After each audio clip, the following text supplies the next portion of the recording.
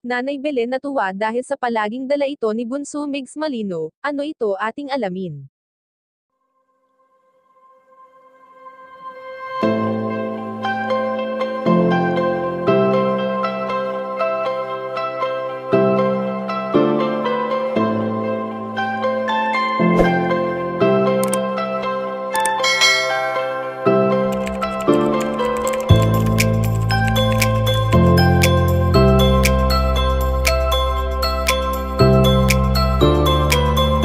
Patuloy nga ngayon sa buhay si Bunso Migs Malino dahil naniniwala ito na walang mangyayari kung patuloy lang siyang magpapakalunod sa sakit na kanyang nararamdaman.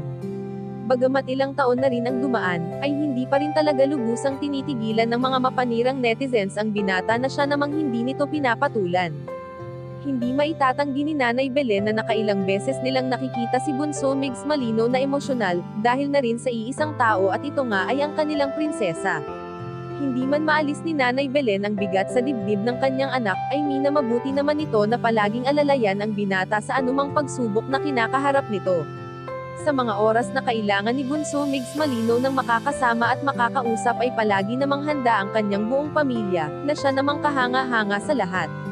Sa pagmamahalan nga ng pamilya Malino ay marami ang natutuwa, dahil hindi naman lahat ng magkakapamilya ay ganito ang turingan sa isa't isa at kung ano pa mang problema ang dumating ay sama-sama nilang sinusolusyonan ito.